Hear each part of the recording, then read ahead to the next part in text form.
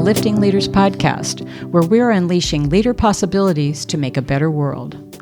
I'm Trisha Ryan, and together with Crystal Roberts, we're diving deeper into some of the complexities of the world's most critical challenges and exploring innovative ways of navigating through them. Through interviews with experts and leaders just like you, we are exploring what it takes to thrive as a leader today and examining new ways of thinking about how to creatively lead into a more equitable, socially responsible, and sustainable future. And the future starts now. Hi, Crystal. How are you? Hi, Trisha. I'm doing great. Why are you so great? Because we are sitting here with John Ondrasik. I'm like freaking out right now. We're in the green room. Yes. Yeah. We're in the green room. Which is brown. For those of you who are listening, it's not quite green, but we'll get it there. I'm so excited. I've been a fan since the beginning, and I think I tell everybody that, and I don't really care. I don't care. I want everybody to know he's a great singer. He's got a great musician, and he does great work. Really good work. I like the activism. Yeah, and we wanted to have John be on our podcast, not only because you're, of course, a gifted, talented singer, but because we're doing this special series on hope. Yes. And what brings us hope. And your music and your activism and how you use your music, as well as you actually have a song called Hope. I do.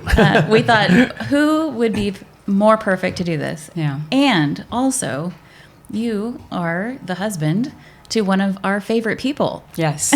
Mine too. Yes. Thankfully. Carla Ondrasik. So she was just recently on, as you know, on the podcast talking about her new book. And so Stop Trying. Stop Trying, yes. We've had lots of fun with that. She's been on our podcast 3 times. And so we feel really grateful to have you as well on the podcast. Yeah, it's my pleasure. Thank you. I know Carla loves you both very much too. So I've been enjoying your podcasts, and now it's fun to crash the party. Thank you. Appreciate that. So let me talk to our listeners a little bit about who you are and where you're from. And if they don't already know this, they're going to know. Singer-songwriter John Ondrasik is a Grammy-nominated multi-platinum recording artist who performs under the hockey moniker 5 for Fighting. John's songs Superman, 100 Years, The Riddle, and World, and Chances have become part of the American Songbook. John has also been deeply involved in supporting our troops, from USO tours, supporting several veteran-oriented charities, distributing over 1 million CDs for the troops, to servicemen, and participating in the evacuation of American citizens and allies in Afghanistan. More recently, John released a new song and accompanying video, Okay, We Are Not Okay, addressing the October 7th Hamas attacks on Israel and the collapse of moral institutions, both in America and worldwide. On April 13th of last year, the night Iran attacked Israel, John performed Okay at Hostage Square in Tel Aviv in support of the hostages and their families. The Wall Street Journal deemed him the lone voice for Israel in the arts. Welcome, John. We are so honored to have you here. Welcome to Backstage here in Kirkland. Yeah. Pretty interesting. The room where it happens. That's right. It's where the magic happens here, right? So we are going to probably read you the questions. We let our listeners know we're reading questions, but let's just talk about it. Of course. Okay. So while we usually open our interview with tell us your story, we'd really love to begin our discussion a little bit differently today. So when did you become aware that you had this gift for music? And what sparked your decision to use your gifts to raise awareness and make a better world? Well, my mom was a piano teacher. She was a music major at USC, and she started me very young at the piano, probably before I wasn't aware of it. I was, I think, 2 to 3 years old, and because she understood that the piano is unique as an instrument. It's kind of like a language, and it's much better to start your kids earlier. Guitar you can learn at any point in your life, and it's tougher as you get older to have the discipline and patience to learn the piano. And of course, as a 3, 4, 5-year-old, your brain is wide open. So she kind of gave me the tools, and I just kind of enjoyed it. But then when I was 13 and didn't want to practice and want to ride my skateboard, chase girls, play basketball, she said, okay, that's fine. You can quit. And then I really thought, I'd like to try to write a song. And I wrote a song, and I fell in love with songwriting. I bought a reel-to-reel tape recorder and started mixing and producing in my bedroom. And it's always been my kind of childhood passion. So I'm very blessed, at 60 years old to still be, doing what I love to do as a teenager. And certainly, that music gene comes from Mom. It's lovely. I love that. Yeah, I love that you started so young and you're still into it. I've known so many people who started and then were allowed to quit for a while at that 13-year-old time frame and then never went back. So this is awesome. I think it's been a gift for our world. Oh, thank you. So your recent music confronts some of the most painful realities of our time, like war, betrayal, and political failure. In writing songs like Can One Man Save the World, where do you personally go to find hope when the headlines seem relentlessly bleak? That's a good question. I think part of the way I see my role at this point in my career is to shine the light on people who deserve it, causes who deserve it, people who inspire me. You mentioned the Afghan song, Blood on My Hands. Many of us were outraged that we abandoned many of our allies in Afghanistan. And I have many veteran troops and who were just outraged. And they had no voice, and the song gave them a voice. But in doing so, you meet incredible people that literally risk their lives to go down, wade through sewers, to get people on planes, that were at risk, female judges, gay and lesbian people. And you see these incredible humans. The song about Ukraine. I mean, you just look at the Ukrainians and this little, David versus Goliath, and you go over there and you meet them and you see their fortitude and their passion and you mentioned going to Israel and performing. And yes, I was there the night that Israel was bombed by Iran, and the next day everybody was at the beach and playing volleyball, and you're like, these guys know how to live life under horrible circumstances. So when you see people like that, and you work people like that, Augie Nieto, my mentor, who got ALS, and founded a foundation, Augie's Quest, to fight ALS, and lived 15 years with ALS, and walked his daughter down the aisle in this kind of Tin Man contraption, and says he's never been happier. When you meet people like that, it's easy to have hope. And I see miracles. Augie was a miracle. The fact that the hostages that I wrote new version of Superman for are home, that's a miracle. Yes. So I see miracles. And music sometimes provides miracles. So it's easy to have hope when you see miracles all the time.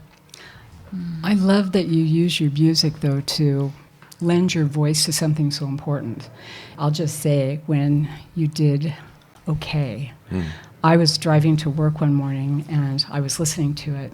I drive to work really early. I'd get there before 6. And it was dark and it was crummy outside, and I had to pull over at the local Safeway and cry because it hit me so hard. I mean, we had just gotten all this information about it, and now you put out this song that really smacks the heart about what's really going on.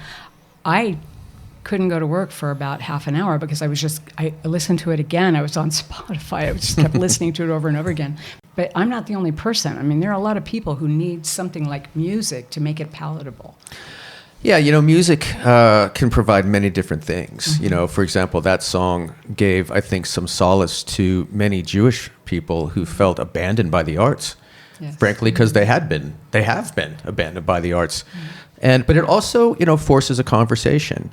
And it made a lot of people very angry, But I think the unique thing about music is that people tend to listen more when they hear it in a song. We're very tribal, of course. And I like to say a song is worth 1,000 speeches. Because, like, for example, when I used to play Blood on My Hands in my shows, there were many people there who did not like the song because it was critical of the current administration. But, when I spoke about that this is a moral message, this is not a political one. If a different administration did the same thing, the song would remain the same, just the names would change. Right. So when you kind of tell them and you sing it to them, they may not agree with you, but they'll listen. And sometimes that leads to conversation. And every once in a while that leads to minds being changed or open. So I think that's why music is such a unique medium and so critical to kind of this divided world. Yes. Yes. Oh my. Yeah. I so agree. And that sort of when everybody is like singing together, Yes. it doesn't matter what your beliefs are, you're all together, one heart. Yes. Yeah. It's similar to sports, Yeah. where, sports, if you're a fan of a team and you come, it's all walks of life, all different colors and creeds and religions and ages and sexes, and you're all cheering for a team, right? And the outside world doesn't matter, and similar with music, you're right, when everybody's singing together, all those kind of things that divide us kind of melt away a little bit. Yes. And again, I think that's one reason why this new version of Superman, I think, hit hard, because it's a song that many people know. Are you going to sing it tonight? Of course, yeah. If I don't sing Superman, I'll get hate mail. I know. Well, I wasn't going to say anything, but it is funny. There are some artists that don't sing their hits, and I always find that so rude. It's like you got a very famous soccer player said to me once. He said, I've been playing soccer since I was 5 years old, every Saturday, my whole life, but at every game I play now, there's one person who came to see me. It'll be the only time they see me in their whole life, and I owe that person my best effort. May not win the game, but I owe that person my best effort. Wow. And I take that lesson to my shows. Yes. It's like there's always one person here. This may be the only time they come to see you. So even though I've sung Superman 10,000 times, I better sing it with some life and some energy for that person. I love that. Such a gift. Such a And gift. so, speaking of, many of your earlier hits, like Superman and 100 Years, reflect the human experience with empathy and introspection. So how has your definition of hope evolved from those early songs to your more recent politically charged work? Well, again, kind of two things. I think certainly when I wrote Superman, it's not easy to be me. I've learned over the last 30 years, it's pretty easy to be me compared to some other folks, right? Right. But as a struggling young songwriter who was, hitting the wall of the music industry, you can understand why a young writer would write that song.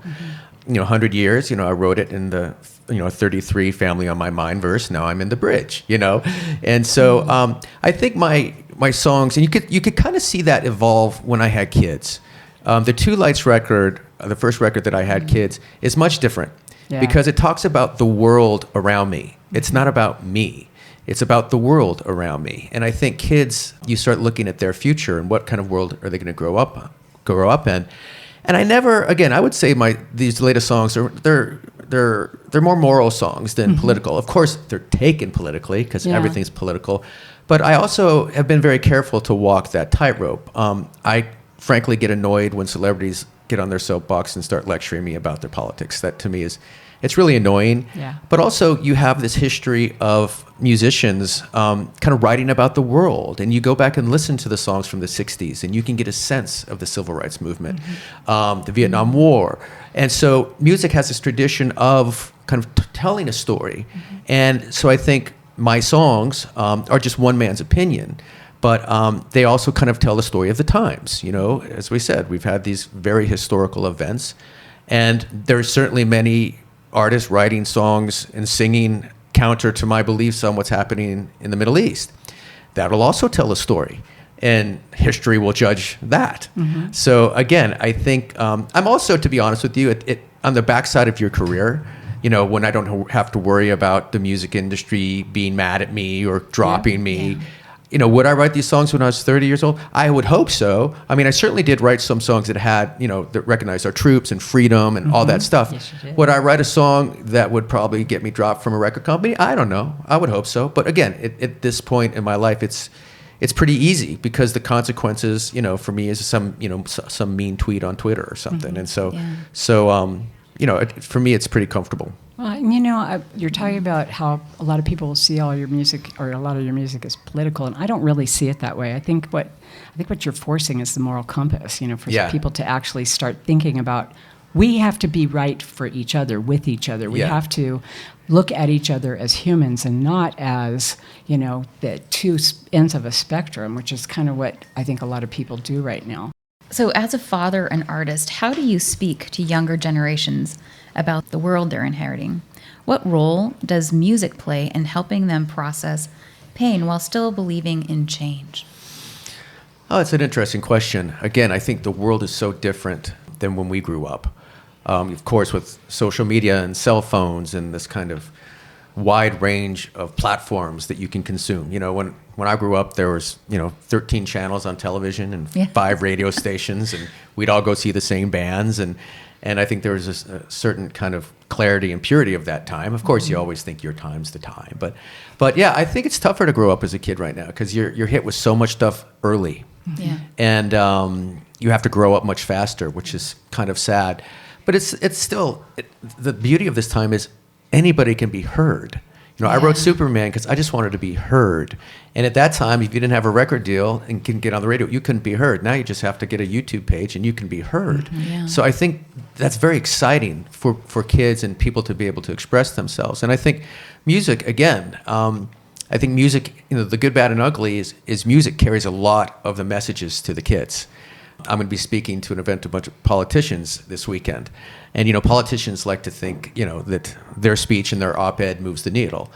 It doesn't, because kids don't listen to speeches. They don't read op-eds. They listen to songs on TikTok. That's right. So I think we have to understand that if you truly want to move the culture needle, you have to include the arts. You have to. The arts are how kids get their messages, good, bad, or ugly.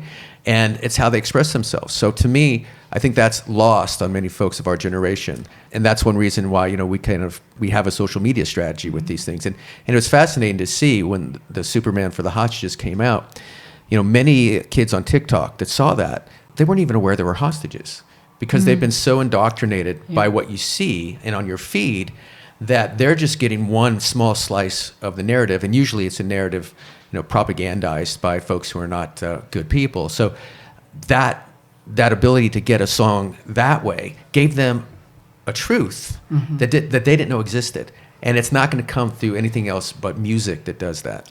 And I think it's an important point to make. I think about all of the news that comes through 24/7, 365 in a million channels in different ways that we all numb ourselves to a lot of that. Yeah, it's true. And so, kids don't know a lot of things that are going on because they've sort of tuned it out. Unless it's got a melody, they're really not listening. So hope often feels abstract until it becomes personal. Right. Was there a moment, perhaps while meeting refugees, soldiers, or activists, when hope became something tangible for you during your recent advocacy efforts? Again, I see such incredible people who suffer such tragedy and find their way through it. I think kind of the latest inspiration was after the Charlie Kirk assassination and watching his wife. And, again, I work with Gold Star families, work with ALS patients, work with many soldiers who suffer catastrophic injuries. And, many of those have very sad, tragic, unhappy endings, of course. Yes. But then you see folks around them find strength in ways. I would have to say that the latest one was working with the hostage families. And I don't know how they got up every morning. When I was in Israel, I was meeting with some of the hostage families, and my son was with me, Johnny. He was 24 years old, and he was in the room, and I would meet with these parents. And they would tell me, and they'd show me pictures of their kids. And I would look at Johnny and be like, I could be sitting in that chair. And it could be my son. They're all the same age. But how these people get up every day and fight this fight and still carry on with the practicalities of life. They have other kids that go to school. They have to work. They have to pay. But they're fighting this unimaginable, horrible fight. But they have the spirit. This woman, Rachel Goldberg, I was working with a lot. Her son, Hirsch, was kind of the one that everybody focused on because she was such a great advocate. And he was murdered by Hamas. And after that, her speech at his funeral was all about joy, love, advocating for the hostages that were still there. And you look at someone like that, and you say, these people are one step closer to God. There's a spirituality to them. Absolutely. And so when you when you know people like that, and when you kind of see them, and even those that suffer the tragedies, you have hope for civilization. Obviously their tragedy, their son will never come back. But when you see people with that strength, and you meet people doing these good works, you have hope for all of us. I truly, it sounds like sounds like kind of overly dramatic, but I do believe we're in the battle for the soul of civilization right now. Yeah. So when you see people doing courageous things that suffer greatly, like Charlie Kirk's wife, like the hostage families, politics don't matter. It's like this is the human condition, and that gives you hope and inspiration to continue. Augie Nieto, going 15 years with ALS. The guy couldn't he couldn't move, he couldn't speak. He needed 4 nurses. He had to write an email with his foot that took 2 hours. He wrote an incredible book. He raised hundreds of millions of dollars. He moved the needle, not on just ALS kind of research, but other diseases. And through the whole time, he was telling jokes, with his foot. He would write this, the 10 best reasons to have ALS, and half the reasons were rated X. It's like he was. And when you have someone like with that spirit, that gives you hope. And I think it puts in perspective, we all have our woes, we all have our challenges, and some are very serious. And I live a blessed life. I have a wonderful family, and I live in the greatest nation that ever existed. But we all have our challenges. But when you meet people like that, it really gives you perspective, and you're like, if they can get up and do that, I can certainly get up and do this. You said something about being, it may sound over dramatic, but it's not. Yeah. I think we're at a time in our world where if we're not overly dramatic, people aren't going to hear us. True. And so I've been listening to some of your other podcasts and to some of the interviews that you've done over the past few years. And I love that you kind of put the test out there for anybody who's in the entertainment business who's not standing up for something. Yeah. Why aren't you? And I was sitting there saying, but, and nobody's listening to me. But the whole point is that I think the world is ready for somebody to make us stand, and you're doing it with music. I would love to see more people listen. And if you're going to be in the room with a bunch of politicians this weekend, you've got an opportunity. I'm hoping that they listen. I am. Yeah, they do. To me, it has been a really depressing reality of the silence of the arts. Silence is very loud, sometimes dramatic, and the silence that we've seen from the arts after October 7th is, frankly, shameful and despicable. But it's also the world we live in, so we can't just sit here and lament it. Right. We have to get out and, there's a couple ways to move people. You can inspire them, you can shame them.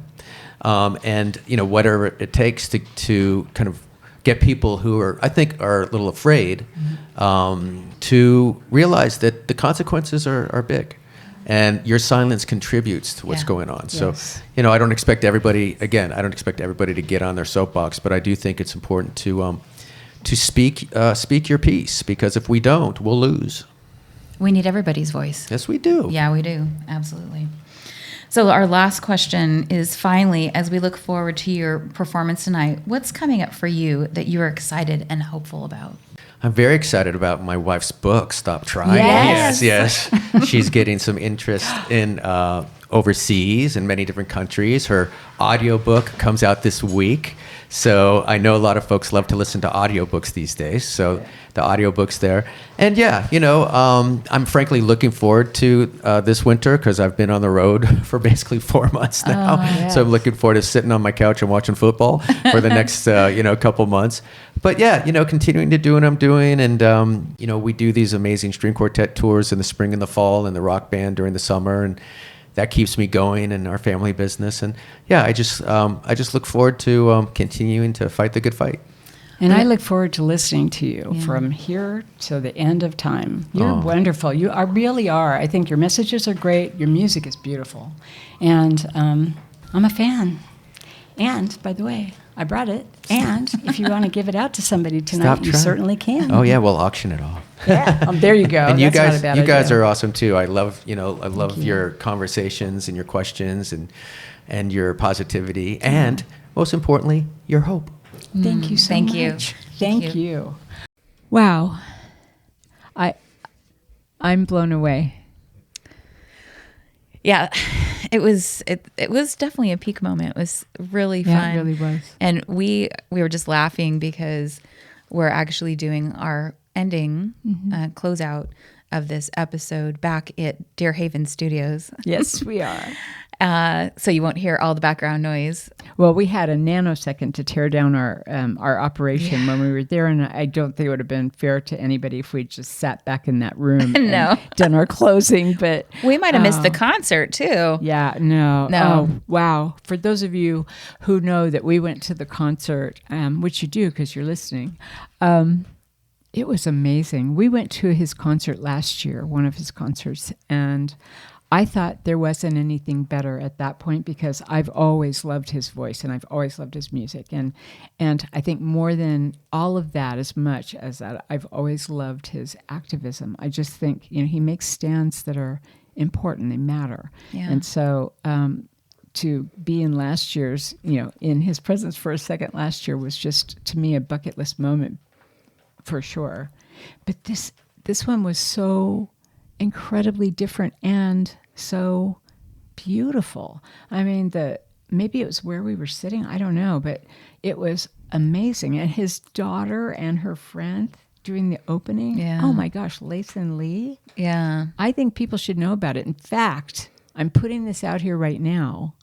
I am going to I'm going to get the information on Tiny Desk for NPR, and I'm going to send it to Carla because I think that it's important for them to get out there in the world. They do this beautiful music. It's really interesting, and it's got some cool energy to it. I love the vibe. And they're funny. So, yeah. So back to the guy that we just talked to. Yeah.